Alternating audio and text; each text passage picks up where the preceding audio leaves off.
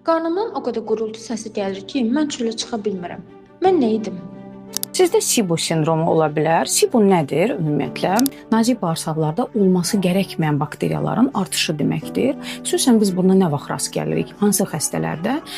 Hansılar ki, mədə qoruyuculardan sıx-sıx istifadə eləyir? Məsəl üçün, mədəm qıcqırdı, mədə qoruyucu atım və yaxud köpüm var, mədə qoruyucu atım və yaxud da boğaz ağrısı olur, antibiotiklərdən sıx-sıx istifadə edən xəstələrdə biz rast gəlirik. SIBO-nun da bəlli bir müayinəsi və müalicəsi vardır. Bundan qətiyyən qorxmasınlar, vaxtı-vaxtında müayinəyə gəlsinlər.